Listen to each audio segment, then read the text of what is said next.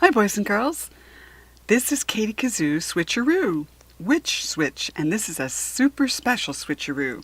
It's by Nancy Krulik and illustrated by John and Wendy. Let's read.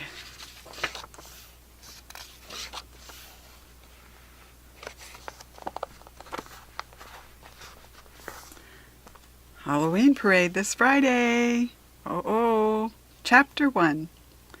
The big orange and black sign was the first thing Katie Carew and her best friend Suzanne Locke saw as they walked onto the school playground on Monday morning. "I can't wait for Halloween," Katie exclaimed. "Trick-or-treating is the best way to celebrate a holiday." "You say that about going caroling at Christmas," Suzanne reminded her, "and the 4th of July fireworks, and Easter egg hunts, and—" "I guess I just like holidays," Katie said with a giggle. "Have you decided what you're going to dress up as this year?" Suzanne asked. Katie nodded excitedly. "I'm going as a chocolate brown and white Cocker Spaniel puppy." "You're going as Pepper again?" Suzanne said with a sigh. Pepper was Katie's Cocker Spaniel. "You did last year." "I know," Katie said, "and it was a lot of fun. Pepper loved seeing me dressed like that. Besides, this year I'm going to do something different. I'm going to carry around a big cardboard bone." "You should think of something more original," Suzanne told her. "You'll never win a prize at the Halloween parade with a costume like that." "Well, do you have a better idea?" Katie asked. Suzanne nodded. "Yes," she explained. "We could go as witches." Katie frowned. "What's so original about being witches on Halloween?" she asked. "Not just any witches," Suzanne exclaimed. "We could go as Glinda, the Good Witch, and the Wicked Witch of the West from The Wizard of Oz." Katie eyed her suspiciously. "And you'd be Glinda, right?" she asked. "Of course," Suzanne said with a smile. "After all, I'm the one who has the glittery pink and white tutu. I got it from my grandmother last Christmas, remember?" Suzanne explained. "You don't have anything like that. You never even took a dance class." Suzanne hadn't taken that many dance classes either. She tried studying ballet back in 2nd grade, but she'd only lasted a few weeks. Still, her grandmother kept sending her things like tutus and ballet slipper necklaces. That was the only reason Suzanne had that tutu, and Katie knew it. "Besides, it'll be more fun to be Wicked Witch of the West," Suzanne continued. "You could paint your face and arms all green, and you could wear a fake nose, one with a wart on it." Katie considered that for a minute. It might be kind of fun to use some really gross green face paint for Halloween. She could wear her mother's black cape and carry a straw broom. "Okay," she agreed finally. "We'll go as witches, and maybe we could dress Heather up as a munchkin." Suzanne shook her head crossly. She obviously had no desire to spend Halloween with her 1-year-old sister. "My mother's going to take her trick-or-treating while we're in school," she told Katie. "It was just an idea," Katie said. "Besides, we don't need a munchkin." Suzanne continued. "You and I are definitely going to win the best costume prize at this year's Halloween parade." Chapter 2. Katie and Suzanne weren't the only ones who were talking about Halloween that morning. Everyone was buzzing with excitement about it, and as the girls headed into the school building, they caught up with George Brennan and Kevin Camarella. "In my old neighborhood, a lot of kids had 2 costumes," George told Kevin. "They would wear one costume in the afternoon to go trick-or-treating, and then they would switch costumes and go back to the same houses at night. That way, they could get twice as much candy." "Your old neighborhood sounds like fun," Kevin said. George shrugged. "It was okay, but it's better here." Katie smiled kindly at him. George had moved to Cherrydale last year, at the beginning of 3rd grade. Before that, his family had moved around a lot. She knew he was happy to be in one place for a while. "Well, I know where I won't be trick-or-treating this year," Kevin said. "That old house on Elm Lane." Suzanne shuddered. "That place gives me the creeps. The wooden shingles are all rotting and the chimney looks like it's going to fall off any minute." "How about those spider webs in the windows?" George reminded her. "And I think there are rats in the yard." "That house is awful," Katie agreed. "I hear it's haunted," Kevin explained. Suzanne shook her head. "There's no such thing as a real haunted house, Kevin. It's just an old abandoned house." "It's not abandoned. Someone lives there, Kevin argued. No, they don't, Katie insisted, agreeing with Suzanne. There hasn't been anybody in that old house for a long, long time. Not since the olden days, like when our parents were kids. You're right. Nobody lives there, Kevin told her. But ghosts do. I know it for sure. How? Suzanne wanted to know. My big brother Ian was walking on Elm Lane last night, and he saw a light switch on and off, Kevin told the others. If no one lives in the house, then how do you explain that? Wow, George muttered. That place really must be haunted. Katie couldn't take it any more. She hated thinking about ghosts and spider webs and rats. She walked toward the school building, leaving Suzanne, Kevin, and George behind. As she headed off, she could hear her friends talking. What did you have to do that for? She heard Suzanne asking Kevin. You know how Katie gets when you talk about scary stuff. Yeah, she can be kind of a scaredy cat, Kevin agreed. I guess I forgot. Katie frowned. Her friends might have thought she was too far ahead of them to hear what they were saying, but she could hear every word, and it made her very upset. She hated when they talked about her that way. But how could Katie argue with them? When it came to ghosts, she was a scaredy cat. Chapter 3. Welcome to Class 4A, Haunted Mansion, Katie's teacher, Mr. Guthrie, greeted the class as they entered their classroom. Home of Cherrydale's largest collection of ghosts and goblins. Katie frowned. Even her teacher was getting into all this ghost stuff. But as soon as she entered the room, Katie realized there was nothing to be afraid of in Class 4A. Mr. Guthrie's ghosts weren't creepy or spooky. They were silly, happy cardboard ghosts with big smiles on their faces, and they were hanging from the ceiling, taped to the walls and pasted to the windows. A rubber skeleton was hanging from one of the light fixtures, and there were goofy witches, too, with paper legs that had been folded back and forth like long black accordions. Even Slinky, the class snake, had gotten into the Halloween spirit. Mr. G had placed a few fake spider webs around Slinky's glass cage. Katie bet no other classroom in all of Cherrydale Elementary School looked this cool. As soon as you come in, you can start decorating your beanbags, Mr. G told the kids, and he pointed to the far corner of the room. I've got plenty of construction paper, fake spiders, cobwebs, and other materials for you to use. Katie smiled. Decorating her beanbag was one of her favorite things to do in school. All the kids in Class 4A sat in beanbag chairs instead of at desks because Mr. G believed kids learned better when they were comfortable. Every few weeks, the kids got to decorate their beanbag chairs in a new way. Katie took a piece of black construction paper and began to cut out a triangle. She was going to turn her yellow beanbag into a big jack-o'-lantern. The triangle would be the jack-o'-lantern's nose. This is so much fun, Emma Weber said as she began taping black plastic spiders around the top of her beanbag chair. I love Halloween. Me too, Katie told her. I can't wait to trick-or-treat on Friday. Emma W. sighed. Lacey and I have to take Matthew, the twins, with us when we get home from school in the afternoon, she said. Oh, Katie wasn't surprised by that. Emma and her older sister Lacey had to watch their 3 younger brothers a lot.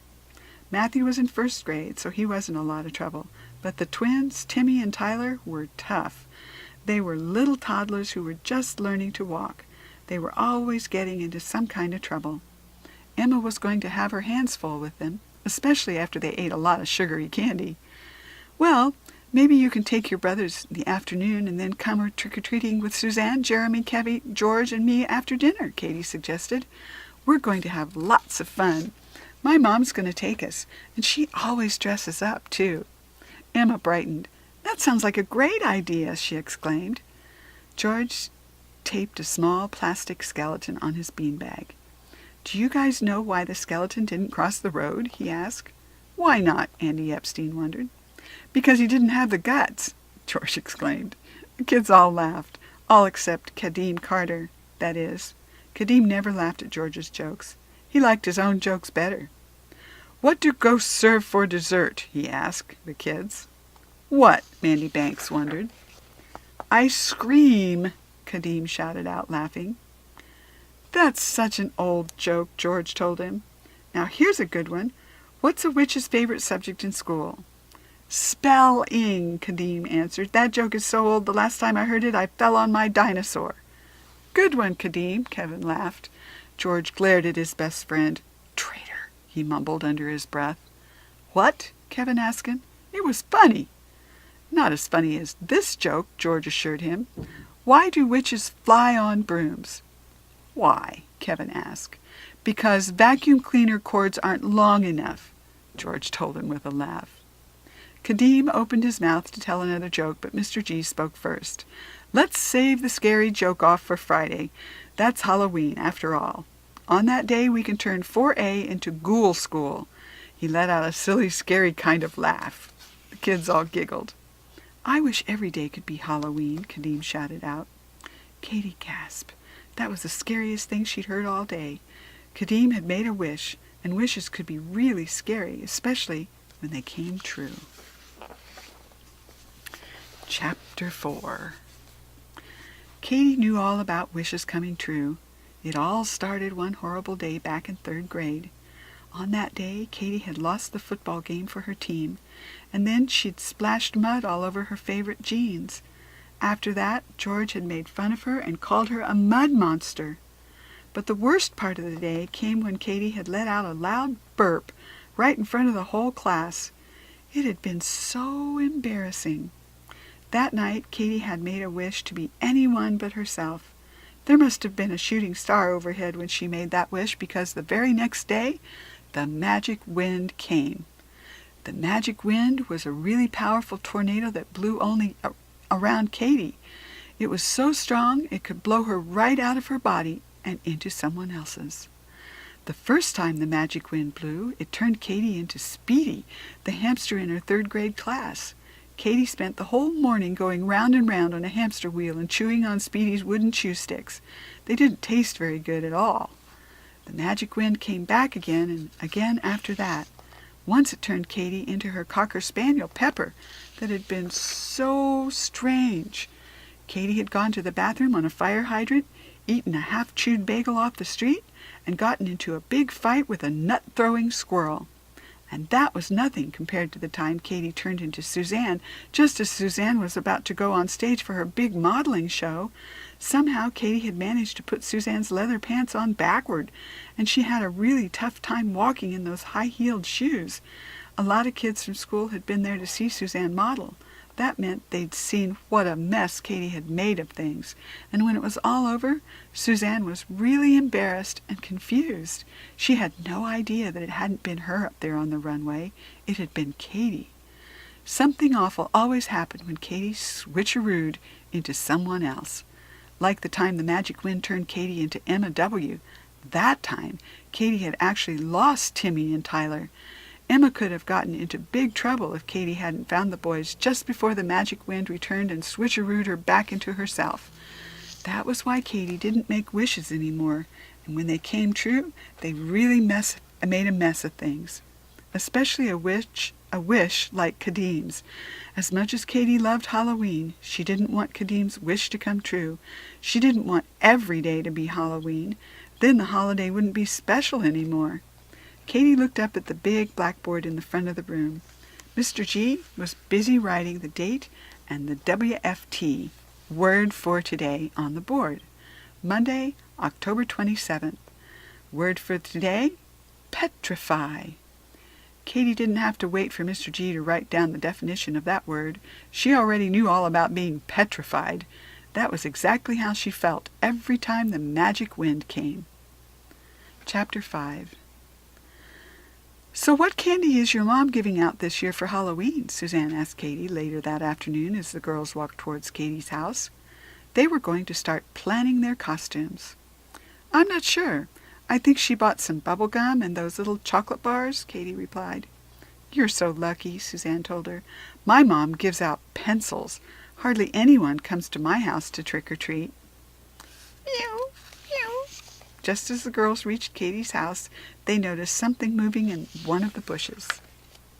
A little black kitten poked its head out from between the leaves and scampered quickly across the nearby lawn. Oh, look at that kitty, Katie cooed. It's so tiny. Whose cat is it? Suzanne asked. I don't know, Katie replied. I've never seen it before. A look of concern crossed her face. It's not wearing a collar. Do you think it could be a stray? Who knows, Suzanne replied. Come on, let's go inside. Maybe we can get your mom to take us to the mall right now. We've got to get going on those costumes. Suzanne, how can you think about costumes when that poor little kitty is probably all alone in the world? I'm going to get her some milk. No, Suzanne shouted out. Why not? She looks hungry. Katie, you can't go anywhere near that kitten, Suzanne insisted. If you do, you'll ruin everything. What are you talking about? Katie asked. That's a black cat, Suzanne explained. Black cats are bad luck. Huh? Suzanne shook her head in disbelief. Don't you know about black cats? If one crosses your path, you'll have bad luck. We'll probably lose the Halloween parade contest. Katie sighed. But, she began. You have to stay away from that black cat, Suzanne insisted, and she folded her arms across her chest. Otherwise, we can't be partners any more. Katie frowned. It had been Suzanne's idea to be partners to begin with. Katie would have been just as happy being a Cocker Spaniel for Halloween. But she had already agreed to the Wicked Witch of the West, and she couldn't go back on her promise. Okay, I'll stay away from the kitten, Katie assured her friend. Good, Suzanne said. Anyway, I'm sure the kitten's mother is somewhere. She'll take care of her. Katie sighed as she heard the kitten mewling sadly from the side of the house. It sure didn't sound like her mother was nearby. It sounded like the kitten was lost and all alone. Now, about our costumes, Suzanne said, pulling Katie's attention away from the kitten. Like I said, I'm going to wear my fancy tutu, and I thought I would go to the mall and buy a glittery magic wand and matching crown. Cool, Katie said. You'll look really pretty. I know, Suzanne agreed. Now we need to make you look really scary. We'll have to get a really tall black witch hat and one of those witch costumes. You know, the kind that comes in a bag. They usually have a dress and a cape in them. Oh, I'm not going to buy my costume, Katie told her. I'm going to make it, like I do every year. But Katie, this isn't every year. This year we're going to win the Halloween contest at school, Suzanne insisted. And it isn't going to be easy. I overheard Jeremy Fox telling Manny Gonzalez and Sam McDonnell that he was building a robot costume out of a real metal. Wow, Katie explained. Jeremy always has the best costumes. His aunt helps him, that's why, Suzanne said knowingly. She designs costumes for plays in New York. My mother told me. So if we're going to beat him, you better buy your witch dress. No way, Katie insisted. Don't worry, my mom and I will make something really cool. We'll go to the fabric store at the mall tonight and pick out some really creepy black cloth. All right, as long as you're sure it will be scary, Suzanne agreed. I promise, Katie vowed. Maybe I should come along, Suzanne continued, just so I can see if the costume is good enough. Katie sighed. Suzanne was so bossy sometimes. But there was no point in arguing with her. She was going to come anyway. Whatever you want, Katie told her friend. She tried to sound excited about shopping, but the truth was, all she could think about was that poor little kitty. Chapter 6. Hey, there's Jeremy, Katie shouted as she walked into the fun and funky fabric store in the Cherry Day Mall. She hurried over to where Jeremy Fox was standing. Katie's mother and Suzanne followed close behind her. Hi, Katie. Hello, Mrs. Carew, Jeremy greeted Katie and her mom. Hi, Suzanne, he added less enthusiastically. Just then a tall, dark-haired woman with glasses, just like Jeremy's, came walking over. Jeremy, I found the perfect silver-colored cloth. She stopped when she noticed the girls. Oh, hi, she greeted them sweetly. You guys know my Aunt Sheila, Jeremy said. Well, my mom and I do, Katie told him, but I don't think Suzanne has met her. I'm Suzanne Locke, Suzanne introduced herself. I've heard all about you. You design costumes for shows. That's interesting to me because I am an actress. An actress? Yeah, right, Jeremy snorted. What show have you ever been in? Suzanne frowned. Well, I'm going to be an actress. Right now, I'm modeling. You're taking modeling classes, Jeremy corrected her. It's not the same thing. Well, I'm happy to meet you, Suzanne, Jeremy's aunt said. Jeremy and I are just picking out some of the materials for his robot costume. I came into town to help him. I just adore Halloween. Me too, Katie squealed. Who doesn't? Suzanne said. She smiled at Jeremy's Aunt Sheila. It's so theatrical. Jeremy rolled his eyes. Oh no, she's acting like Suzanne Superstar again. Katie giggled. Suzanne had decided that when she became famous, her name was going to be Suzanne Superstar. The kids thought that was ridiculous. My costume is going to be so cool, Jeremy said. Aunt Sheila's going to use all these soda cans and silver fabric to make me look like a real robot. That sounds fantastic, Katie told him. I can't wait to see you when you come to our house to trick-or-treat, Mrs. Carew added. I think I have a real chance to win the prize at the parade this year, Jeremy continued. Nice try, Suzanne interrupted, but Katie and I are going to win this year. What are you guys going as? Jeremy asked the girls. Katie opened her mouth to speak, but Suzanne stopped her. It's a secret, Suzanne told Jeremy. No one can know but Katie and me. What's the big deal? Jeremy asked her. It's not like I'm going to change my costume and copy you or anything. Well, I can tell you what Pepper's going to be for Halloween this year, Katie said, trying to change the subject. I got him a clown hat, but I don't think he'll wear it for very long. Pepper hates hats. Jeremy laughed. Remember what he did to those antlers you put on him last Christmas? Uh-huh, Katie recalled, giggling. He shredded them, but he had a lot of fun doing it. Pepper's funny, Jeremy said with a chuckle. You're so lucky to have a pet. Katie knew how badly he wanted to have a pet of his own, but his mom didn't really want an animal in the house. She thought they were too messy. I remember how much your mom and I wanted a pet when we were kids, Jeremy's Aunt Sheila recalled. Jeremy looked surprised. My mother wanted a pet? He asked her. Oh, yes, his aunt said. In fact, she and I used to feed all the stray cats and dogs in the neighborhood. We would leave bits of food behind our house for them so they wouldn't starve. Katie frowned, hearing about that, made her remember the little black kitten, and she hoped it wasn't starving right now. Katie felt kind of awful about listening to Suzanne. Maybe she should have helped the kitten instead. I'm surprised your mom hasn't gotten a pet by now, Jeremy's aunt continued. She used to love animals a lot. No way, Jeremy exclaimed. His Aunt Sheila laughed. Way, she replied. Keep working on her, Jeremy, and I'll talk to her too. Maybe between us we can get her to remember how much she always wanted a pet. That would be awesome, Jeremy said hopefully. It sure would, Katie agreed. Are we going to stand here and talk about animals all night? Suzanne asked Katie. We have costumes to put together, remember? Katie sighed. Suzanne hated it when the conversation was about something other than what she was interested in. But this time she was probably right. It was getting late, and Katie still hadn't bought her witch hat or the black fabric for her costume. Yeah, we'd better go look for that black... she began. Suzanne cleared her throat. It was a signal for Katie to stop talking. It's a secret, remember? I think what you need is in the back of the store, Katie, Mrs. Carew suggested. Let's check there. It was nice seeing you, Sheila. Good luck with your costume, Jeremy. And good luck with the pet, Katie told Jeremy as she walked away. Chapter 7.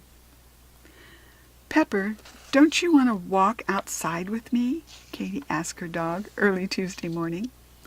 Usually the Cocker Spaniel liked to walk Katie to the end of the block, but today Pepper snorted a little and buried his head in his front paws. Guess you don't like to go out in the rain? Katie said as she walked out onto the front lawn and opened up her umbrella. It was Katie's favorite umbrella, the green one with the big frog eyes on top. The rain was coming down hard, and the umbrella wasn't really helping very much. Katie walked as fast as she could. She wanted to get to school really quickly. Otherwise, she'd spend the whole day in wet clothes. Meow, meow. Katie turned around and saw the little black kitten standing under the tree. It looked like the kitten was trying to find a dry place to stand, but the rain was falling hard now, and the leaves weren't keeping the cat very dry. Poor little kitty, Katie said. The stray cat looked up at Katy, and then dashed off down the block in the opposite direction. Phew, that was close, Katy sighed. She was glad the black cat hadn't crossed her path. Now she didn't have to worry about bad luck. But the kitten sure did. It was really bad luck to be stuck out in the rain with nothing to eat. "Hey, Suzanne," George called out that afternoon during lunch. "Are you going to eat your chocolate pudding?" Suzanne was sitting next to Katy at the lunch table. The girls both looked up and glanced across the table at George's lunch tray. He had mixed in his chocolate pudding with his spaghetti and meat sauce and creamed spinach. Then he had poured in some of his fruit punch and stirred it all together. "Not any more," Suzanne said, making a face as she pushed a small cup of pudding towards George. "Thanks," he exclaimed as he poured the pudding over the rest of the mess. "Oh, George, that is the grossest thing I've ever seen," Miriam Chan groaned. "This cafeteria is getting disgusting," Mandy Banks agreed. "Here, George, add this," Kevin said, dumping part of his jelly sandwich onto George's tray. George grinned and rolled the bread and jelly into a bunch of little balls, which he placed all around the mushy mountain of food. "Hey, Kev, do you know what made the jelly roll?" George asked him. "No, what?" "It saw the apple turn over." George began to laugh hysterically. Suzanne rolled her eyes. "Not funny, George," she told him. "I think it's funny," Kevin said. "Me too," Jeremy agreed. "Got any more good ones today, George?" "Sure, I got 1,000,000 of 'em," George assured him. "Did you ever hear the story of oatmeal?" "Nope," Jeremy answered. Never mind," George said. "It's just a lot of mush." The boys all started laughing again. George looked back over Katy's tray. "Are you going to finish your cream cheese sandwich?" he asked her. Katy began to hand George the other half of her cream cheese sandwich, and then she stopped herself. I'm going to eat it," she told him. "Just not now." And she wrapped the half of the sandwich in her napkin and held on to it. "What are you going to do with that?" Suzanne asked her. "I'm saving it for later in case I get hungry during class," Katy told her. "You can't eat in class," Suzanne said. "Well, then I'll eat it after school," Katy told her, "on my way home. Sometimes I get hungry." Suzanne looked at her curiously but said nothing. She just went back to eating her own lunch. Katy frowned. She hated lying, especially to one of her best friends. But she couldn't tell Suzanne what she really planned to do with the sandwich. It would make her too angry. Chapter 8. "Hey, Katy, do you want to come over to my house?" Jeremy asked as they left school that afternoon. "The rain stopped so we can play in my yard, and I just got a new soccer ball." Katy shook her head. "Sorry, I've got something to do today." Suzanne strutted over and put her arm around Katy's shoulder. "That's right, Katy and I still have some finishing touches to put on our costumes." "Actually, I can't do that either," Katy told her. "But Katy, it's already Tuesday and—" Suzanne began. "I'm sorry, Suzanne, I can't today," Katy repeated. "But don't worry, my mom and I have the whole thing under control." "Okay," Suzanne told her, but she didn't sound very sure. "So what are you doing this afternoon anyway?" Jeremy asked her. "Nothing, just an errand," Katy told him. "Oh, well, I gotta go," and with that Katy ran off, leaving Jeremy and Suzanne behind. "Here, kitty, kitty, here, kitty, kitty, kitty," Katy called out as soon as she was a few blocks from school. As she walked, she felt around inside the pocket of her windbreaker. Good. The cream cheese sandwich was still there. Katy hoped the little black kitten would like the sandwich. Katy wasn't really sure what kittens ate, but she figured that cream cheese was made from milk and cats like milk, so... Meow, meow. Katy looked up. There on the lower branches of a tree was a kitten. "Here, kitty, kitty," Katy called out as she slowly walked over to the tree. She held up the sandwich half. "I brought you something." The cat stood very, very still, trying to disappear in the leaves of the tree. But Katy could still see her, and she reached up her hand. "See, it's yummy. I'm sorry I didn't feed you before, but now—" Before Katy could finish her sentence, the kitten leaped out of the tree and scurried across the nearby fence. "Don't be afraid, little kitten," Katy called as the cat jumped onto the sidewalk. The kitten sure was fast. Its black paws padded speedily along the ground, and Katy followed close behind. She really wanted to make sure the little cat had a good meal. Katy was watching the cat so carefully that she didn't even realize where she was going, and before she knew it, Katy was on Elm Lane. Katy gasped as she watched the cat turn off from the sidewalk and make its way over to the old house with a crooked chimney, rotting shingles, and dead rose bushes. Katy knew what house this was.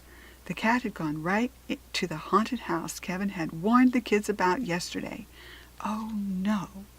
The kitten stood perfectly still at the side of the house, next to an old rusty railing. The window nearest the cat was slightly cracked, and a spider had begun to spin its web in the corner. Katy really wanted to run away, but she knew she couldn't do that. She had to save the kitten. She had to get to it before the ghosts inside captured it. Just then, a light went on in one of the upstairs windows. Katy gulped.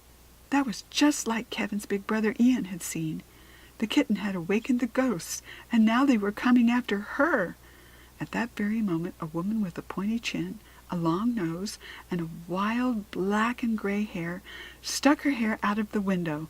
"Scat, you cat!" she shouted in an old crackly voice. Katy was so scared she could barely breathe. Ian Camarelli had been wrong. Ghosts weren't the scariest things inside a haunted house. There was something far worse in there. There was a witch living in the haunted house on Elm Lane. "Ah!" Katy shouted out. She dropped the sandwich in fear. The kitten lifted its head and looked around, and suddenly the black cat darted across the yard and ran off, crossing right in front of Katy's path. Oh, that was bad. Really bad. But Katy didn't have time to think about it now. She turned and ran toward home. She had to get out of there before the witch of Elm Lane spotted her. Chapter 9. "Kevin, you were right," Katy shouted as she raced towards Kevin, George, and Jeremy on the playground the next morning. "That old house is haunted." "I told you, Ian saw the ghosts," Kevin told her. Katy shook her head excitedly. "No, it's haunted by a witch. She lives there, and I saw her." Katy's voice started to shake when she thought about the pointy-faced, gray-haired woman. "She was so scary." "No way," Kevin gasped. "You went to the haunted house?" Suddenly the kids who were busy playing nearby stopped what they were doing and circled around Katy. All but Suzanne, that is. Katy watched as her best friend turned away, pretending to look in her backpack for something. Suzanne was obviously angry that, for once, she wasn't the center of attention. But Katy didn't care. This was huge, and she wanted everyone to know about it. "Yeah," Katy continued, "I went to the house yesterday, after school." "Whoa, Katy Kazoo, that totally rocks," George cheered. "But that place is so scary," Jeremy said, sounding amazed. "And you're usually such a—" He stopped himself before he could say something that might hurt Katy's feelings. "A scaredy cat," Katy finished his sentence, and she smiled at the surprised look on Jeremy's face. He didn't realize that she had heard her friends call her that. "Well, I guess I'm not, huh?" "No way," Miriam Chan told her. "Not if you went to Elm Lane alone." "I did," Katy assured her, "all by myself, and I saw the witch in person." Now the crowd around Katy was getting bigger and bigger. It seemed like everyone, even some fifth graders, wanted to hear her story. "She poked her head outside of a window while I was there," Katy continued, "and she yelled really loudly." Katy shivered. "The witch of Elm Lane has a voice that is all crackly and very creepy." Miriam shivered. "The witch of Elm Lane?" she repeated. "That sounds so scary." "She is scary," Katy assured. "What did the witch look like?" a fifth-grade girl named Rachel asked her. "She has wild black and gray hair with cobwebs in it," Katy told her. "Her chin's pointy, her nose is long, and her face is covered with witch dust." "Whoa," Rachel said with a shiver. "She sounds awful." "Oh, she is," Katy assured her. "You must have been really scared, Katy," Zoe Cantor said. Katy nodded. "I was, but not as scared as the black cat in her yard," she told her. That kitten ran away so fast when the witch screamed that I couldn't even see her paws moving. It was just a big blur." "Wow, you went near a witch and a black cat. You are really brave, Isabel," another fifth grader said, complimenting her. Katy smiled proudly. No one had ever called her brave before, but now a fifth grader had. She could hardly believe it. Katy hadn't felt very brave yesterday afternoon, and she certainly hadn't gone to Elm Lane on purpose. She had just been trying to take care of a stray kitten. But the other kids didn't know that, and Katy wasn't going to tell them. She wanted them to think she'd just been really brave and gone to the house on purpose. So she told them the part of the story that she knew would impress them even more. "And that's not all," Katy continued, standing tall. "While I was near the haunted house, that black cat ran right in front of me." "I can't believe you, Katy," Suzanne shouted out suddenly. Katy looked surprised. Suzanne had been listening to her story after all. "You let that black cat cross your path? Now you're going to have bad luck," Suzanne said with a scowl. "Gosh, Suzanne, why are you getting so upset about it?" Jeremy asked. "It's not your problem." "Yes, it is," Suzanne told him. "Katy's my partner in the Halloween parade, and now we're going to lose the contest." "Come on, Suzanne, you're being silly," Emma W. told her. "Black cats don't really bring bad luck. That's just a silly superstition." Suzanne didn't think so. "I'm never going to forgive you for this, Katy. In fact, I'm not even talking to you," she said as she stormed angrily away.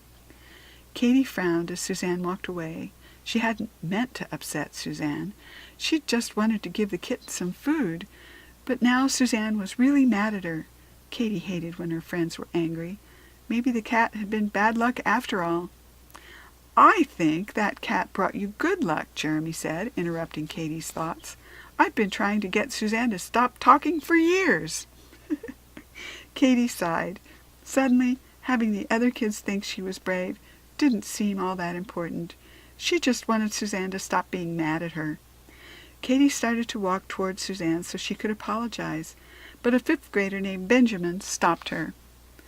"I can't believe a fourth grader would be brave enough to do all that," he told Katy. "I think you're lying." The other fifth graders nodded in agreement. "No, I'm not," Katy insisted. "I really did see the witch." "Prove it," Benjamin demanded. "Go back there today after school. I'll come with you. I want to see this witch." "Me too," Rachel said. "That would be kind of cool, Katy Kazoo," George added. "I really want to go too," Kevin said. "My brother would be really impressed if I saw a witch. Even he's never seen one of those." Katy really didn't want to go back to the house on Elm Lane, but she knew she had to. Otherwise, the kids would all think she was lying, and they would call her a scaredy cat again, especially Suzanne. She was really mad at Katy. She'd been glad to be able to say something mean about her. Katy really didn't want that to happen. "Okay," she told the kids. "Meet me here after school. I'll take you there this afternoon." Chapter 10. "Okay, Katy, let's see if you really are brave enough to talk to a witch," Benjamin dared Katy later that afternoon. He'd been walking right beside her ever since they'd left school. There was no way he was letting her chicken out of going to the haunted house. Now there was a whole crowd of fourth and fifth graders walking behind them. I didn't say I talked to her," Katy insisted. "I don't even know if she'll be home." "Of course she will," Benjamin insisted. "Witches don't go out during the daytime." "That's vampires," George said, correcting him, and he rolled his eyes. "Sheesh, everyone knows that." "We're almost there," Isabel noted excitedly as the group of kids turned the corner. "Elm Lane's the next block." Katy walked a few more feet. Then the crooked chimney came into view. The kids could see it over the old trees with the dead leaves. Katy gulped. The house was scarier than she remembered. Crash! The group heard the sound of breaking glass coming from one of the cobweb-covered windows. Katy's heart started to pound wildly. The witch was home, and she sounded mad. "Oh, man, I just realized my mom wanted me home early," Rachel said. "Yeah, look at the time," Isabel agreed, looking at her wrist. "How do you know what time it is, George?" asked her. "You don't even have a watch on." Isabel didn't answer him. Instead, she called out, "Wait up, Rachel," as she raced to catch up with her friend. "What wimps!" Kevin shouted, loudly enough for the fifth-grade girls to hear him. Just then a whole flock of geese flew from the roof of the house. Their wild honking grew louder and louder as they passed overhead. They seemed to cover the whole sky as they zoomed away. "Those birds sure looked scared," Kadeem gulped. "If that place is too creepy for them, it's too creepy for me." "You're not kidding," Manny agreed. "I don't need to see any witch. I believe you, Katie." Katie," Jeremy said, "you know, this took a little longer than I thought it would. I gotta get to soccer practice," and he started to head back toward his house. Katie turned to him and frowned. Some best friend he was. "Well, if Jeremy's leaving, I'm going too," Becky Stearns said, and she hurried to catch up to Jeremy. Soon the only people left were Katie, Kevin, George, and Benjamin. "Okay, Katie, prove to us that there really is a witch living there," Benjamin said. "Ring the doorbell." "Yeah, go ahead, Katie," Kevin urged. "I want to tell Ian that I saw a real witch." Katie stood there for a moment, staring at the big cobweb-covered house. She did not want to go up those steps. She wanted to run away as fast as she could. "Come on, Katie," Benjamin insisted. "Do it. Unless you're scared." I'm not scared," Katie stammered, sounding very scared indeed. "Then go ahead," Benjamin said. Slowly, Katie walked up the rickety old wooden stairs that led to the front porch. She could hear the squeaking under her feet. There was a big black spider spinning a web on the banister. "Eek!" Katie jumped up with surprise as a rat scampered into the bushes near the porch. "I'm out of here," Kevin shouted at the sound of Katie's scream. "Right behind you, buddy," George added, running off. Benjamin didn't say a word. He just took off. Oh no, this was too creepy. There was no way Katie was going to ring that doorbell. She didn't care if the kids called her a scaredy cat for the rest of her life. "Hey, wait for me!" Katie cried out. She didn't want to be left there all alone. But before Katie could run after the boys, she felt a cool breeze blowing on the back of her neck. She pulled her jacket tighter around her, but she could still feel a slight draft. And then the breeze began to get really strong. Katie looked at the trees. Their leaves weren't moving. The grass wasn't blowing either. In fact, the wind didn't seem to be blowing anywhere except around Katie, which could only mean one thing. The magic wind was back. The magic wind grew stronger and stronger, whirling around Katie so powerfully that she thought it would blow her away. She closed her eyes and tried not to cry, and then it stopped just like that. The magic wind was gone, and so was Katie. She turned into someone else. But who? Chapter 11. "Ah!" Katie screamed the loudest she ever had. When she opened her eyes, she found herself standing in front of a cracked mirror. The face that stared back at her had a long chin, a pointed nose, a gray-black hair with cobwebs hanging from it. Oh no! The magic wind had turned Katie into the Witch of Elm's Lane. "Ah!" she screamed again. Bong, bong, bong, bong. Clang, clang, clang, clang. Cuckoo, cuckoo, cuckoo, cuckoo. Suddenly a bunch of really odd noises began ringing throughout the old house. Katie jumped. Her hands started to shake. Ghosts! The house was filled with ghosts, and they were coming to get her. Katie turned and looked for a place to hide, maybe under the table where that little glass clock was, or maybe behind the big grandfather clock in the corner, or under the big green sofa next to the cuckoo clock. Boy, there sure are a lot of clocks in here, Katie thought. They're everywhere. And that's when she realized what was happening. There weren't any ghosts in the house.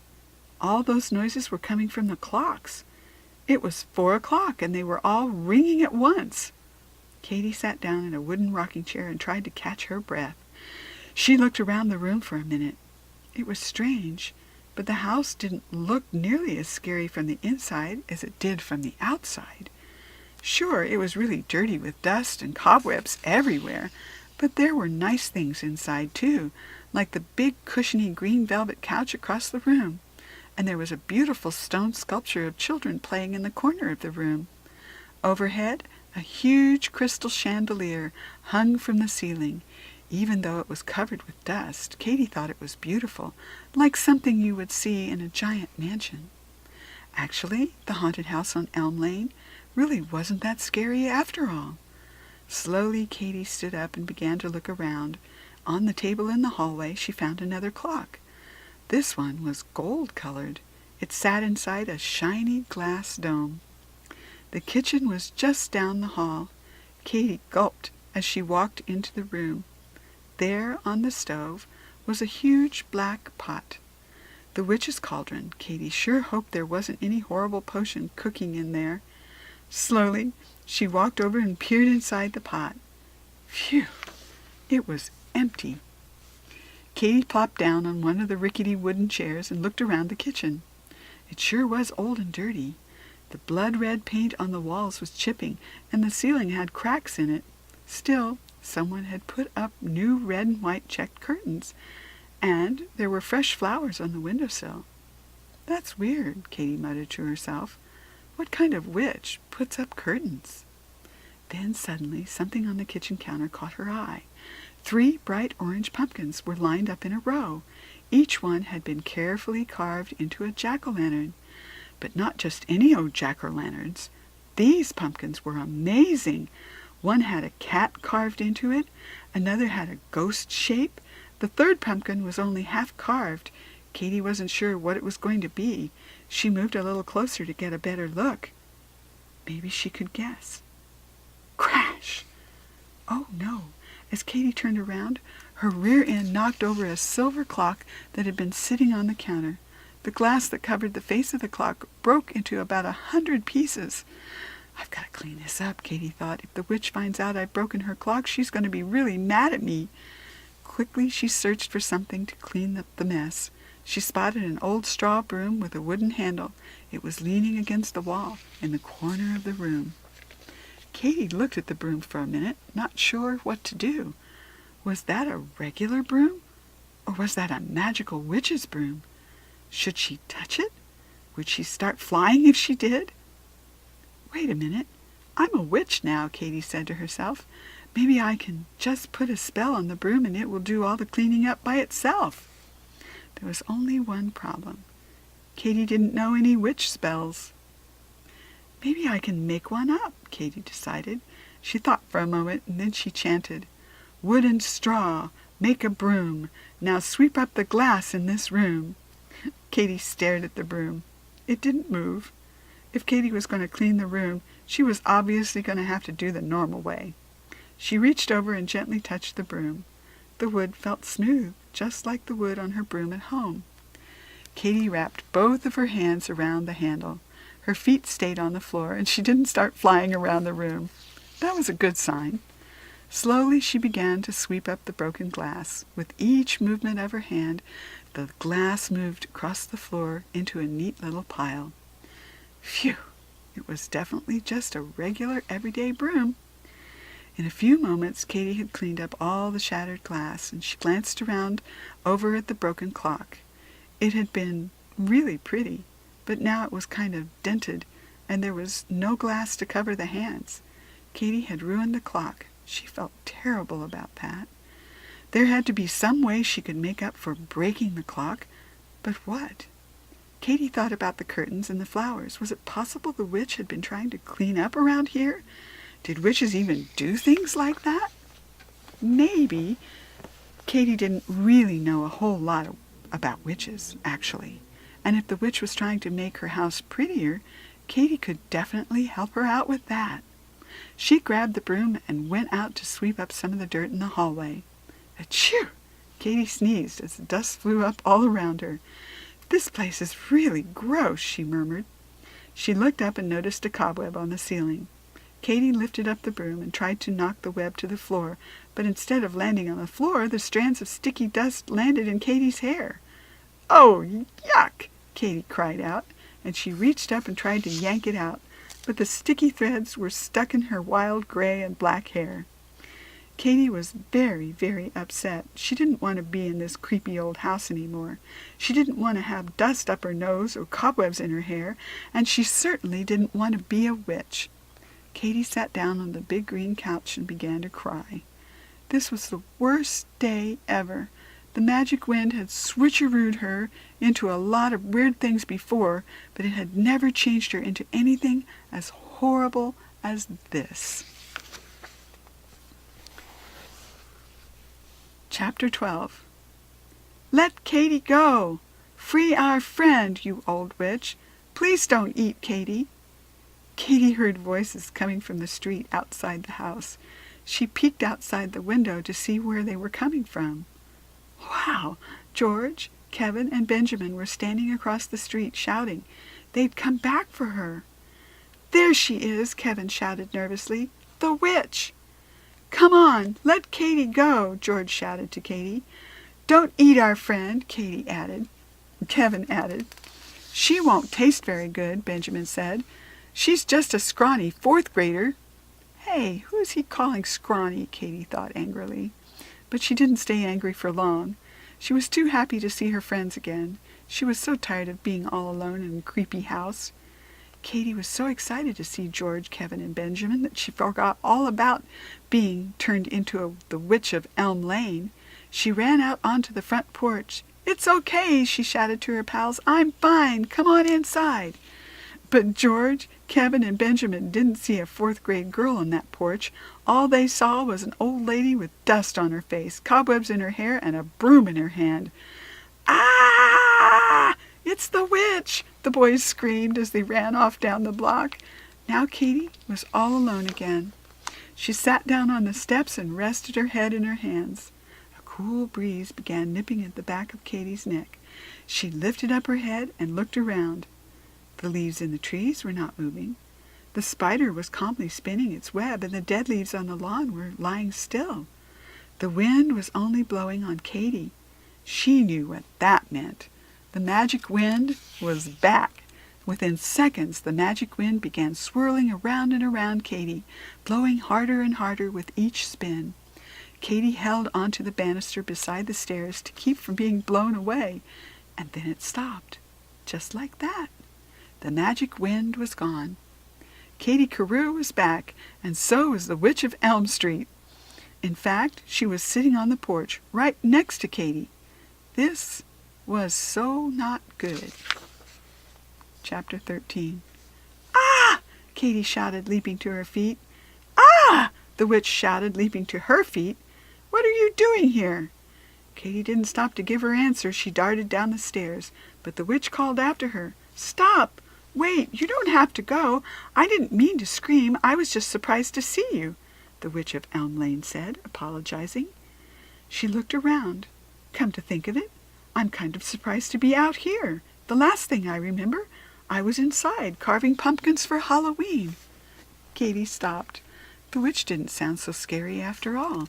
She just sounded like a normal old lady. A very confused normal old lady. I think you came outside when you heard some of my friends shouting, Katy told her. Yes, I remember that. At least, I think I do. It's all kind of fuzzy, the woman told her. I remember you, though. Katy gulped. You do? Yes, aren't you the little girl who was here with the cat yesterday afternoon? Katy nodded. It was a stray kitten. I was trying to feed her, but you scared her away. I know, the woman said. I didn't want to. It's just that I had put some plant fertilizer around my rose bushes, and I was afraid if the kitten licked it, it might get sick. And the last thing I would want to do is hurt a little kitty. Oh, so you weren't being mean to the cat? Katy asked, surprised. Of course not. Why would I be? The woman said.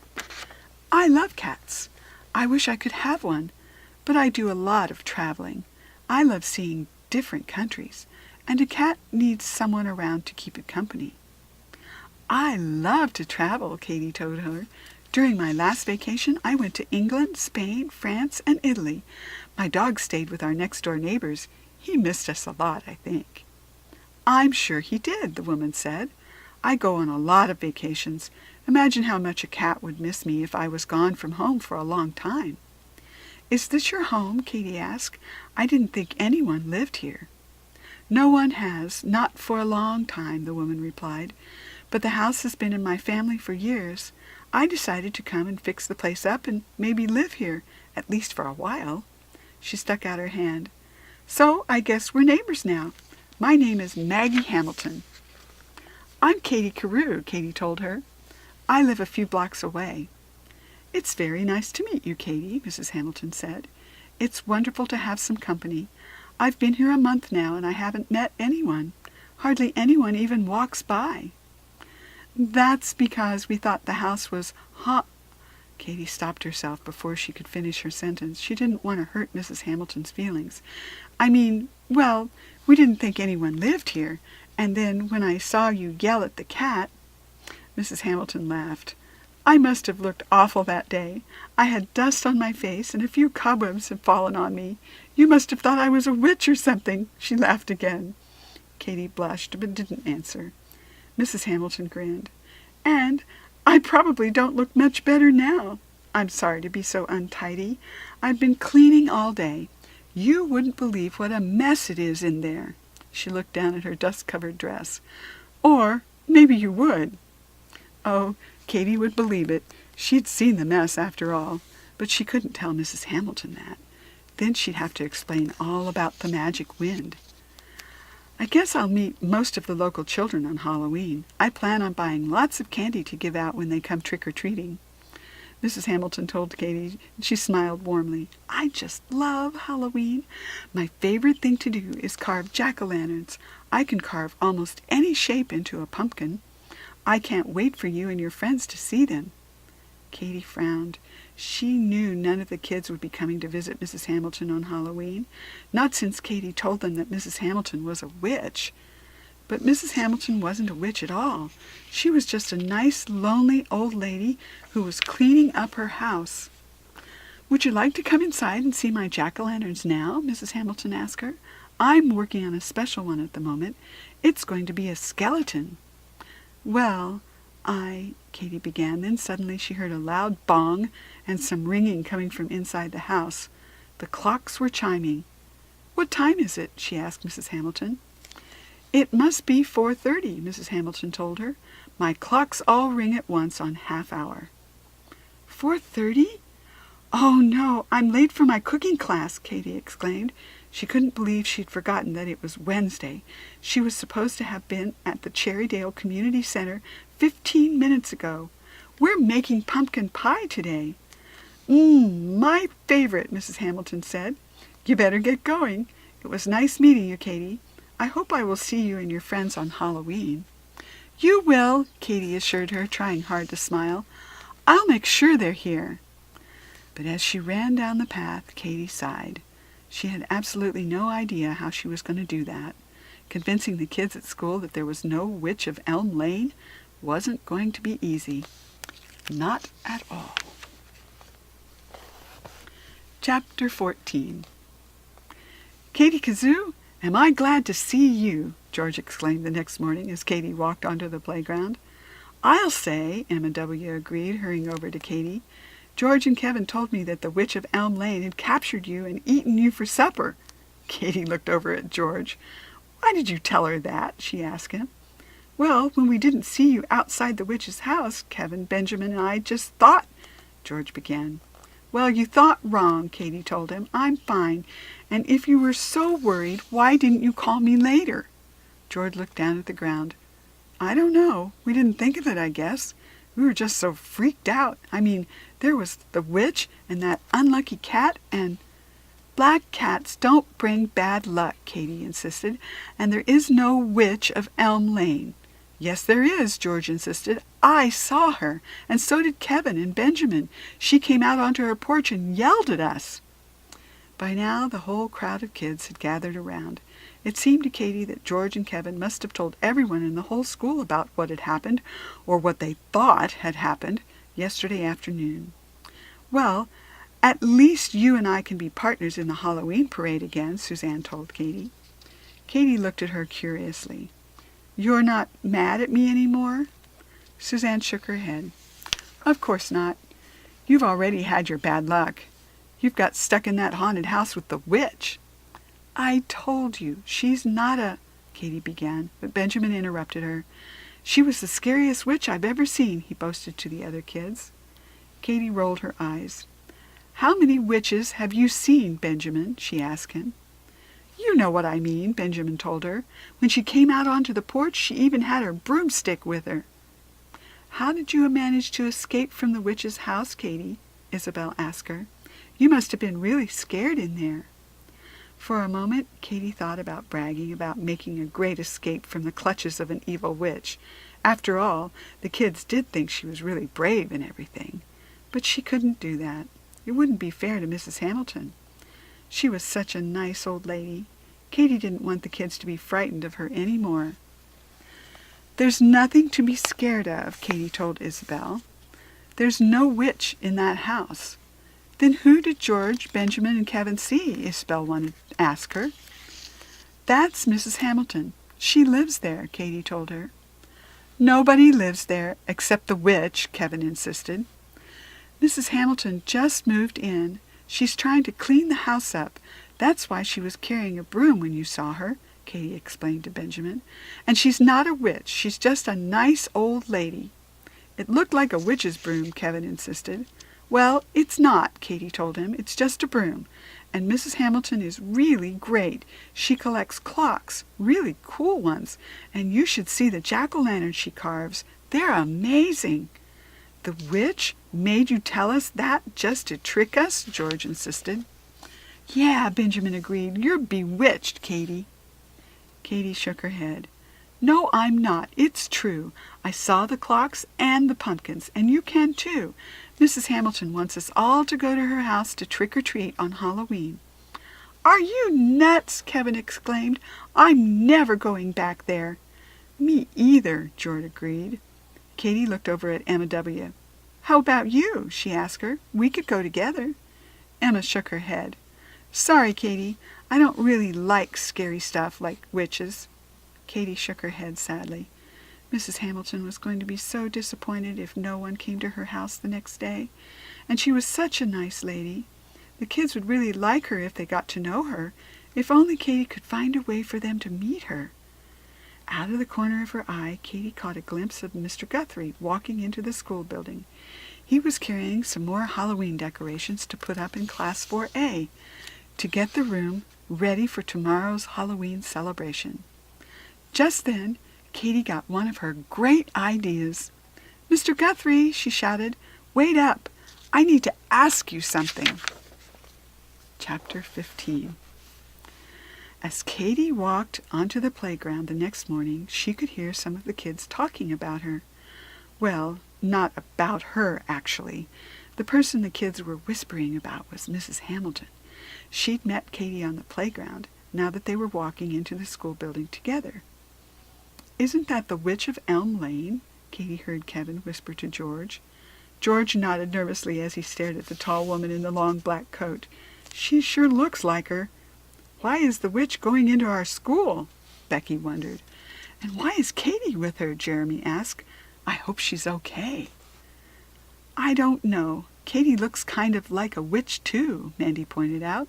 "I mean, she's dressed all in black, she's carrying a broom, and she's wearing that creepy cape."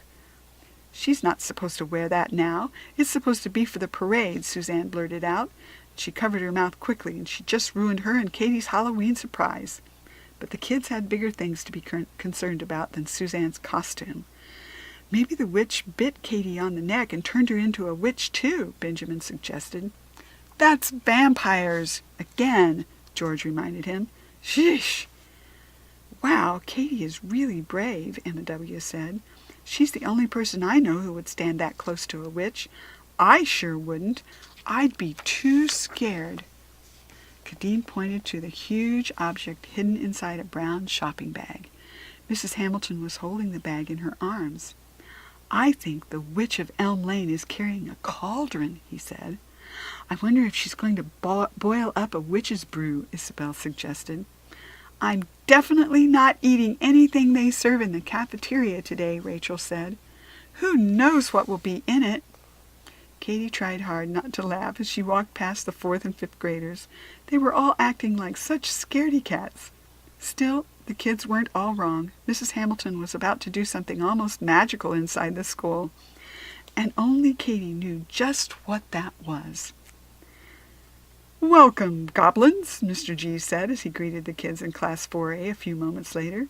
"Happy Halloween." Mr. G was all dressed up for Halloween. That didn't surprise his class, though. They'd seen their teacher in costumes before. He'd once come to school dressed as Abraham Lincoln to teach the kids about American history, and while they were studying ancient Egypt, he'd come dressed as King Tut. But this was the most amazing costume they'd ever seen him in. Mr. G was dressed as Frankenstein.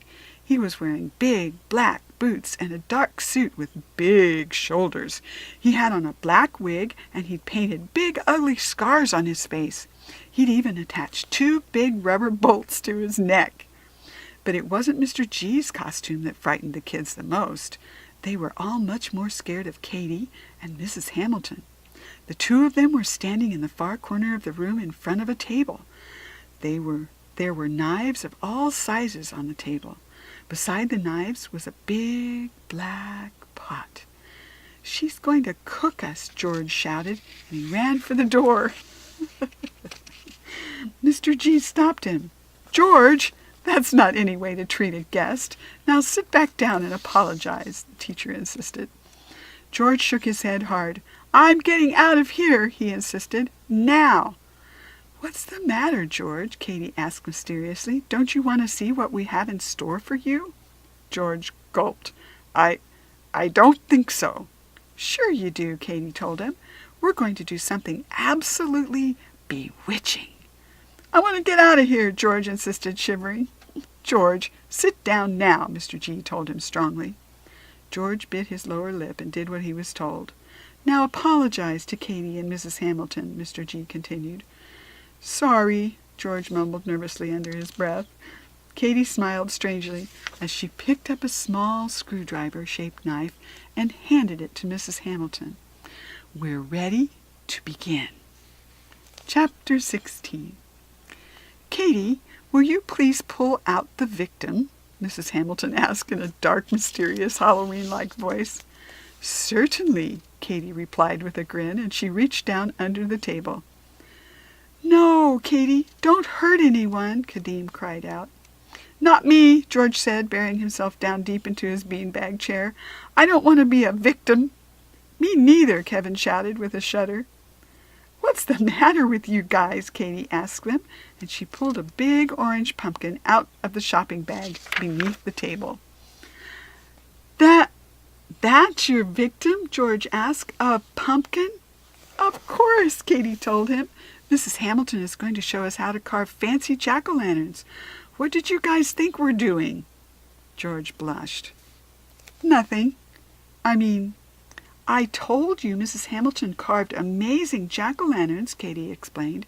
"My mom and I went over to her house and watched her carve one last night. It was really cool."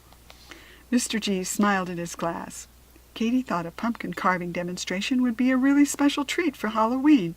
"And speaking of treats," the teacher walked over to the big black pot on the table, "when we're finished, we're going to toast the pumpkin seeds. You won't believe how delicious they're going to taste." "Oh, yum," Emma W. said excitedly. "I love toasted pumpkin seeds. My mother makes them on Halloween, too."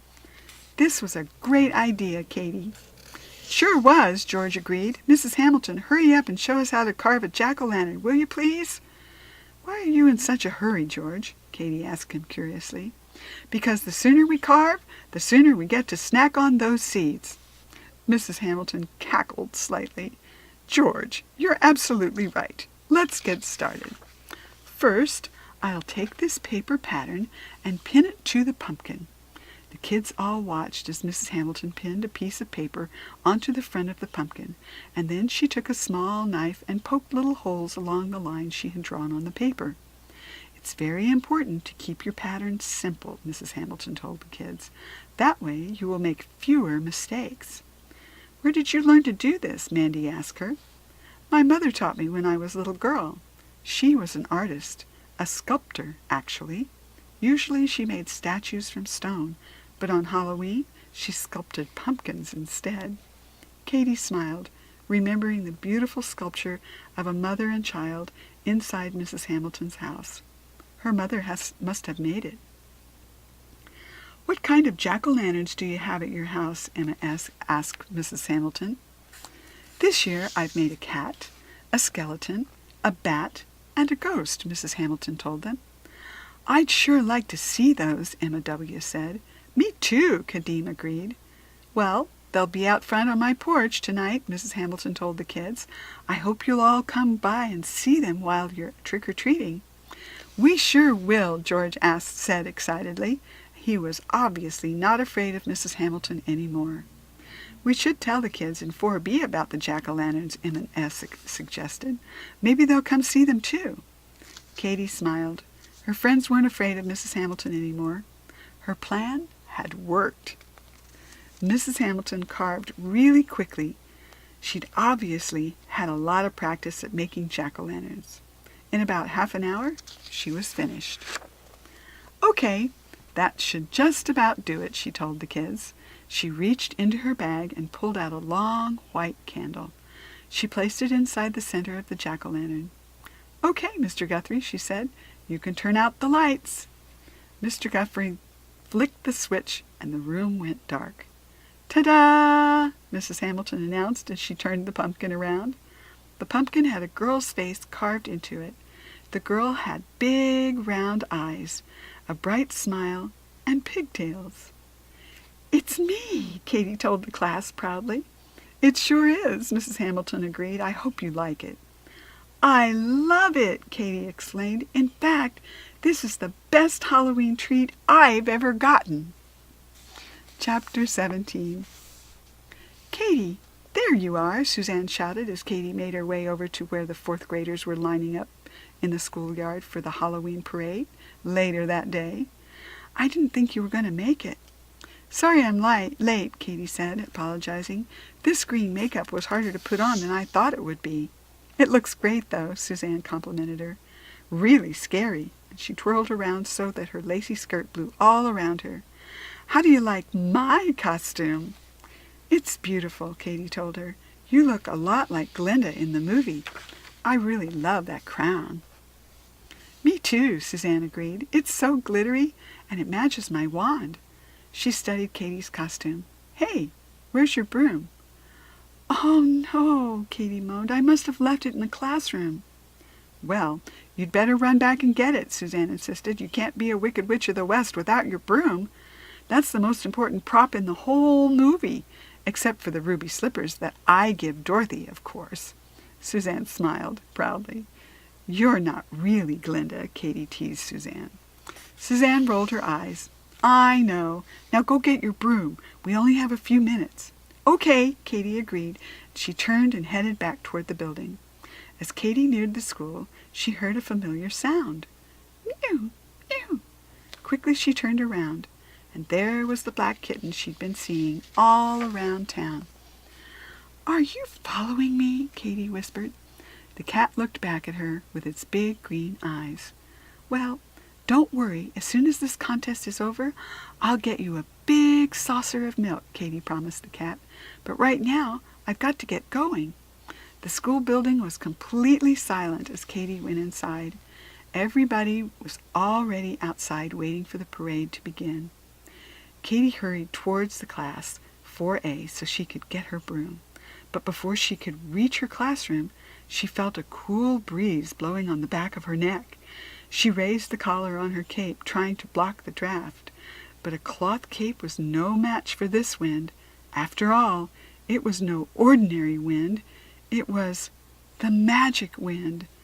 Within seconds, the magic wind picked up speed, blowing her harder and harder until it was a wild tornado blowing only around Katy. Whoosh! The magic wind was so powerful that Katy was sure it would blow her away.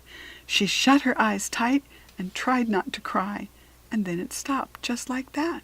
The magic wind was gone. Katy sighed. She knew what that meant. Katy had been switcherooed. Now she was somebody else. The question was, who? Chapter 18. Katy opened her big green eyes slowly and looked around. She blinked slightly with surprise as the images around her came into focus. Boy, that's weird, she thought to herself. The grass looks green and the sky looks blue, but everything else looks kind of gray. Katy rubbed her eyes with her front paws and looked around again. Wait a minute, she thought. Paws? I don't have paws. She looked down at where her hands were supposed to be, and all she saw were two tiny black paws. Cat paws. Oh, no, Katy shouted. I don't want to be a cat. Not now. Not before the parade. But all that came out of her mouth was meow, meow, meow. Just then Katy spotted a little sparrow flying out of the nearby tree. It landed on the playground and began nibbling on a piece of cookie someone had dropped there. Katy didn't want to chase the bird. She really didn't, but she was so hungry she couldn't help herself. Katy ran over to the bird. She was amazed at just how quietly and gracefully she could move.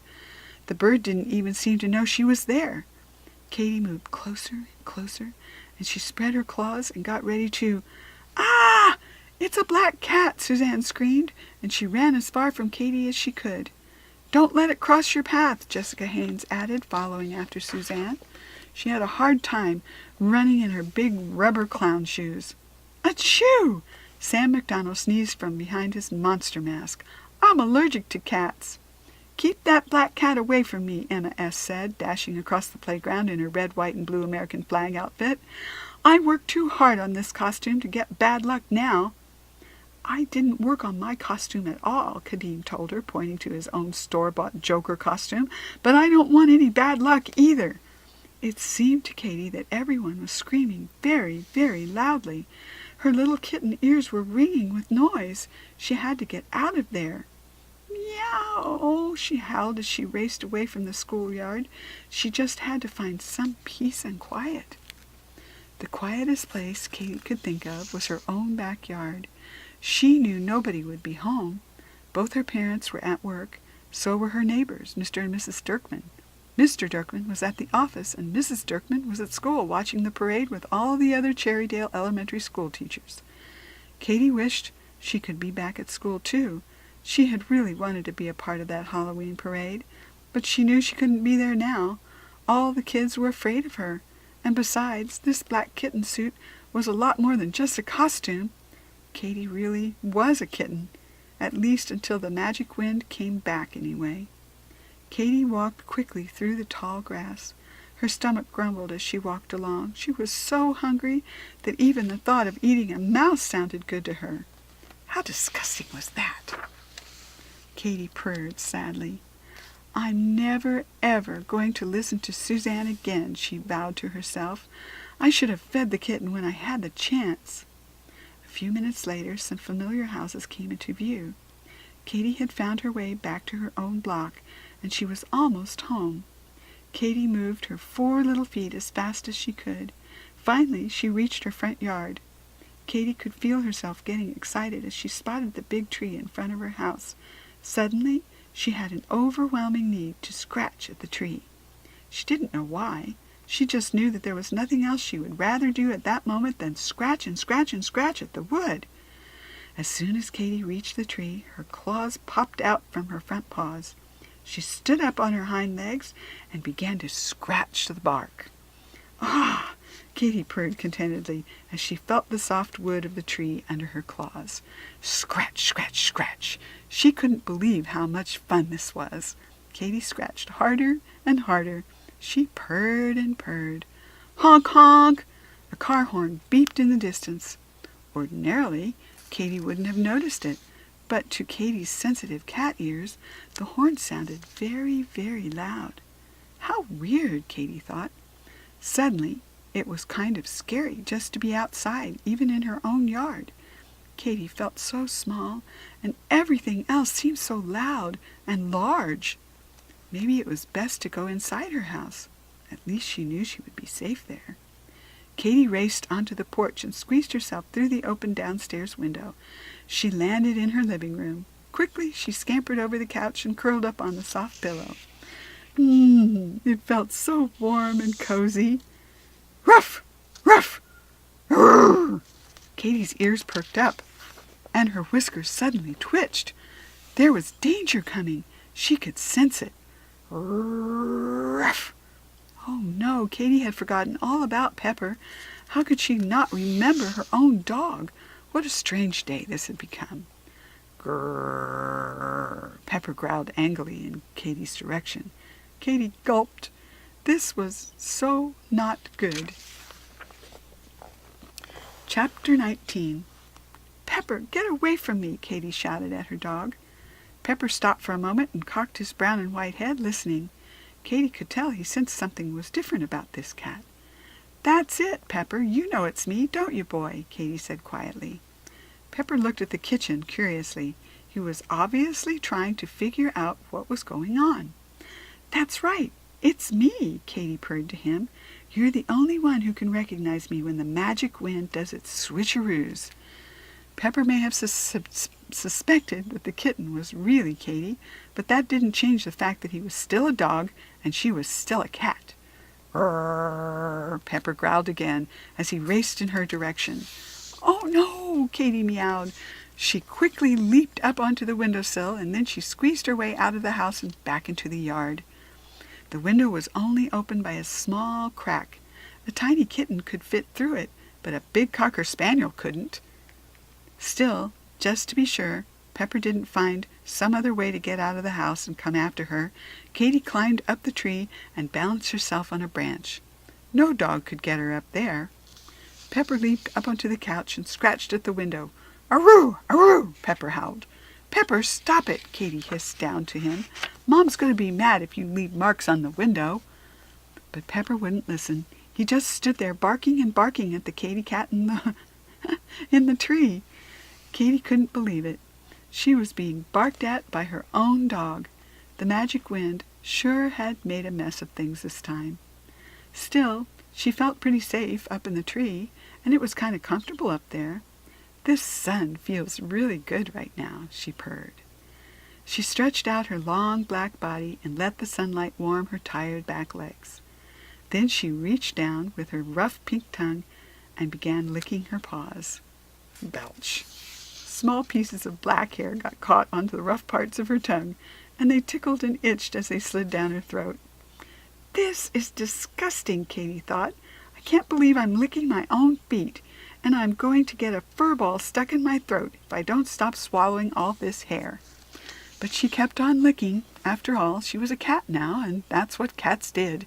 They licked themselves clean. Finally, Pepper grew tired of barking at the kitten in the tree.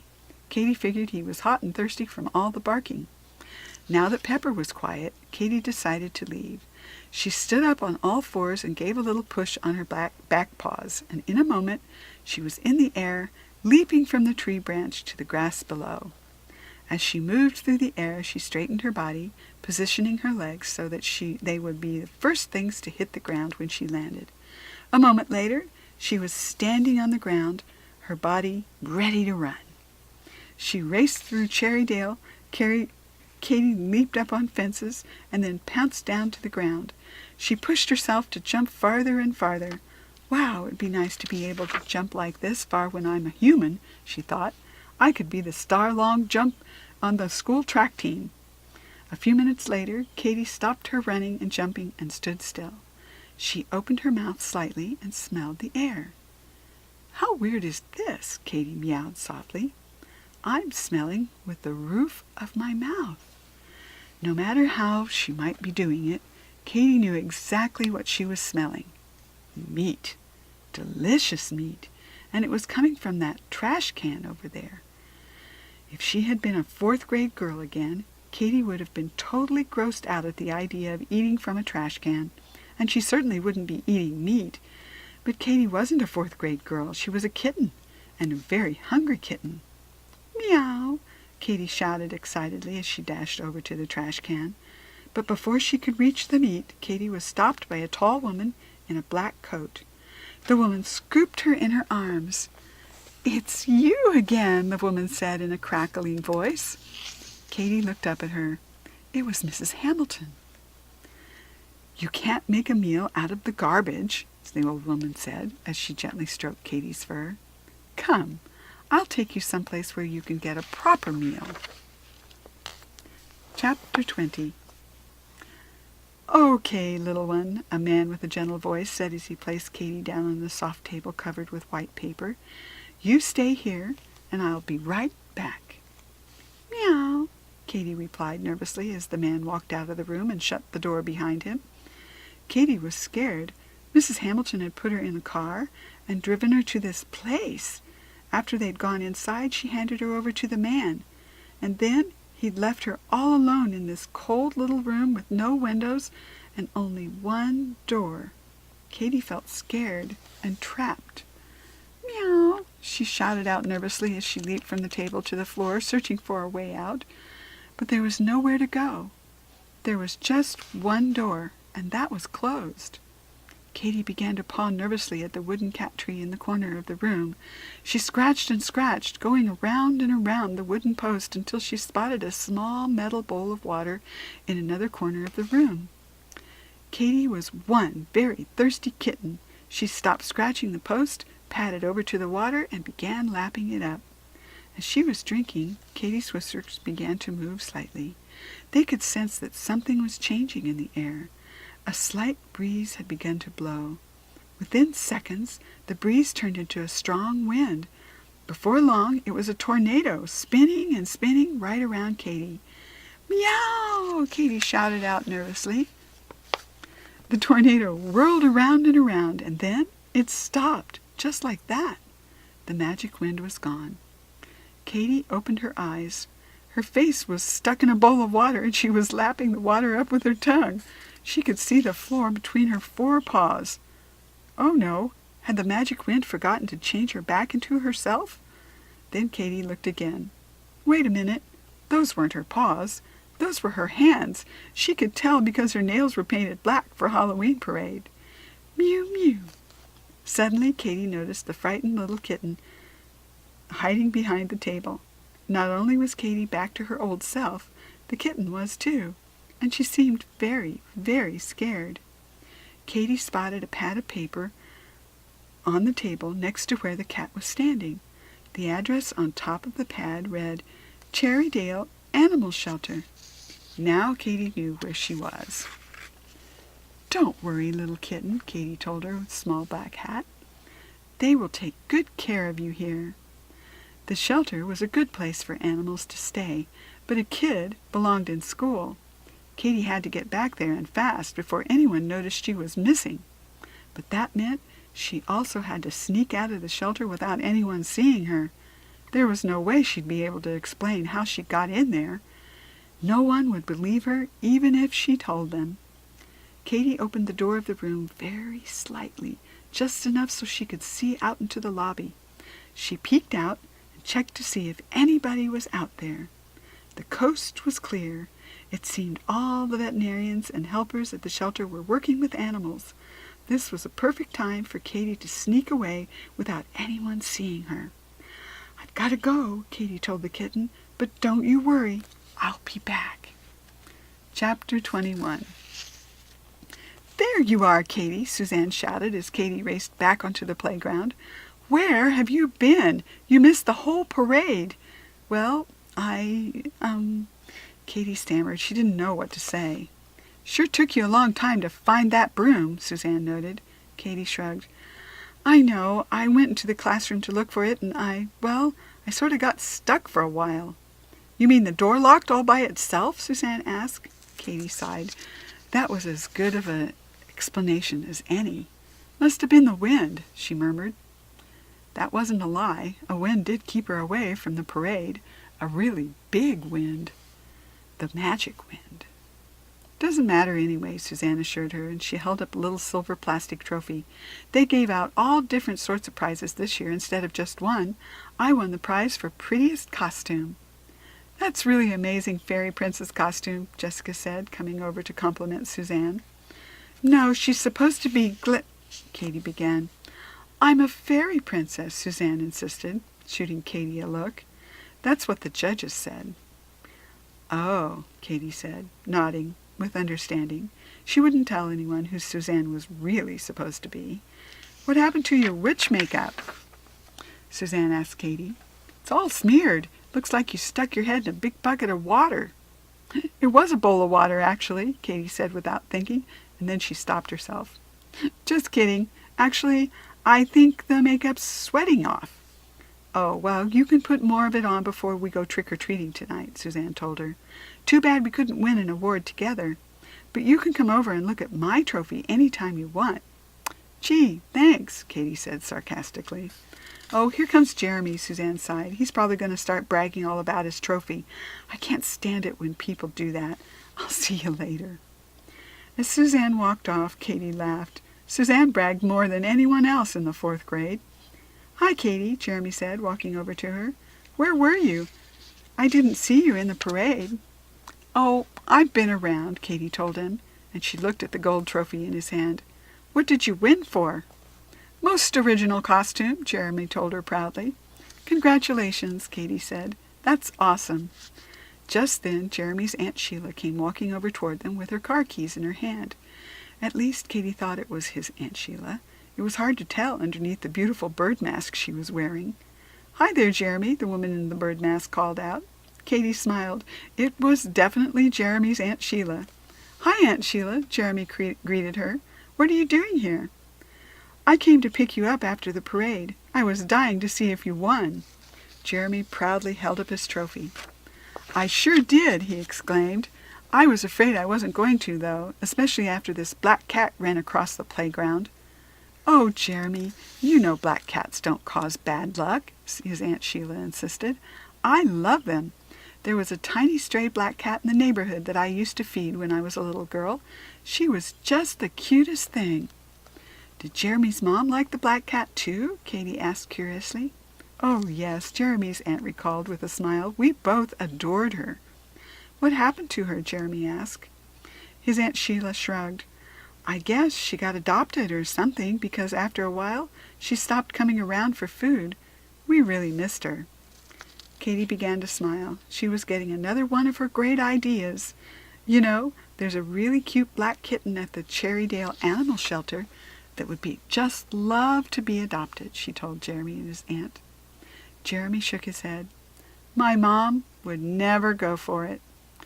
"But maybe if she went down to the shelter and saw the kitten, it would remind her of the cat she and your Aunt Sheila used to feed," Katy suggested. "Then she might feel differently." "I'll bet she would," Jeremy's aunt agreed. "She was really crazy about that black stray in our neighborhood." "It's worth a try," Jeremy said. "I'll call your mom and tell her to meet us over at the animal shelter," Aunt Sheila said, and she turned to Katy. "Would you like to come with us?" "Would I ever!" Katy exclaimed. "Great," Aunt Sheila said. "You can call your mom from the car and let her know where you'll be." "I'm so glad you're coming," Jeremy told Katy. "It's going to take all 3 of us to convince my mom to let me get that kitten." Chapter 22. "I'm not sure how you kids found out about the black kitten being here," Dr. Bader, the veterinarian at the Cherrydale Animal Shelter, told Katy and Jeremy. "She was just brought in this afternoon." "Yeah, how did you know about the kitten?" Jeremy asked Katy curiously. Katy stammered, not sure what to say. "Well, you see, I've sort of been seeing her around the neighborhood for a couple of days, and I was pretty sure someone would have brought her here by now." "Oh," Jeremy says. "That made sense." Phew, Katy sighed. "That was a close one." "Well, you were right," Dr. Bader told Katy. "A nice woman brought her here earlier. And it was a good thing, too. This little kitten has been out in the streets for a while now, I think. She was very hungry. And thirsty, too," Katy added. Everyone stared at her. I would guess that she was thirsty," she said, blushing. "Did you give her a saucer of milk?" Jeremy asked Dr. Bader. "Oh, no," the veterinarian told him. "Milk can actually give a cat an upset stomach. We gave her water and some cat food, though. Now all she needs is a good home where she can get a lot of love." "Oh, our home is a very good home," Jeremy assured Dr. Bader as he followed her into the special room where the kittens were waiting to be adopted lived. "And we all love one another, don't we, Mom?" "Now, Jeremy," his mother reminded him, "I said I'd look at the kitten. I didn't say we'd be bringing her home." "Oh, you're going to love her, Mrs. Fox," Katy told Jeremy's mother. "She's the sweetest kitten." "Ah, we'll see," Mrs. Fox said, but she didn't sound very convinced. "Ah, here she is," Dr. Bader said, and she stopped at the small cage in the back of the room. The little black kitten was huddled in the back of the cage. "Oh, my, she looks just like the kitten we used to feed behind our house," Jeremy's aunt said. "She really does," Mrs. Fox agreed. "She even has the same big green eyes, and look at her tiny pink nose." Katy smiled. Those did not sound like the words of someone who didn't want a pet. Dr. Bader opened up the cage and gently reached inside, and slowly she took the kitten out and held her up to Jeremy. "Would you like to hold her?" she asked him. "Oh, can I?" Jeremy asked. "Sure," Dr. Bader said, and she placed the kitten gently into Jeremy's arms. Jeremy began petting the cat's fur. "She's so soft," he said quietly. The kitten purred contentedly as Jeremy petted her. "I think she likes you," Katy said excitedly. "I think so too," Jeremy agreed. "Is this kitten healthy?" Jeremy's mother asked. Dr. Bader nodded. "We've run some tests and everything seems fine." "Do you want to hold her, Mom?" Jeremy asked, holding the kitten out to his mother. "Well, I don't know," Mrs. Fox began. "Oh, go ahead, Emily," Jeremy's Aunt Sheila suggested. "We were never allowed to hold the stray cats around our house." She looked at Katy and Jeremy. "Our mother wouldn't let us," she explained. "Well, all right," Mrs. Fox said, taking the kitten from Jeremy's arms, and she held her just like a baby. "My, she is soft." "Your mother was right not to let you touch stray cats," Dr. Bader told Jeremy's aunt. "Some stray cats can have diseases, and others can be pretty mean, especially if they're afraid. This happens to be a very gentle kitten." "That's a good kind of kitten for a kid to adopt, isn't it?" Katy asked Dr. Bader hopefully. "The best kind," the veterinarian agreed. "Look how sweet she is, Mom," Jeremy said. "Oh, she's cuddling up to your neck," his aunt added. "You have to admit you like that." "I can help Jeremy take care of her," Katy told Mrs. Fox. "I have lots of experience with animals." Mrs. Fox sighed. "Well, I can't fight all three of you," she said slowly. The kitten purred. "Make that all four of you," Mrs. Fox corrected herself with a laugh, and she turned to Jeremy. "And you'll be sure to feed her and give her water?" Jeremy nodded. "I'll even clean her litter box." "Wow," Aunt Sheila said. "That's pretty impressive." Mrs. Fox sighed heavily and handed the kitten back to Jeremy. "Well then, I guess we have a new member of the family," she said, and she reached into her bag and pulled out her cell phone. "I'd better call and warn your dad. I don't want him to be surprised when he walks into the house and finds cat toys in the living room." "Make sure you get a scratching post," Katy suggested, remembering how good it had felt to scratch at the tree in the front yard. "I know the kitten will love that." "So, what are you going to name your friend?" Dr. Bader asked Jeremy. Jeremy stared at his kitten for a while. "I think I'll call her Lucky," he said finally. He smiled at Katy, "because she and I are so lucky to have each other." Katy smiled broadly. "That's perfect," she exclaimed. Chapter 23.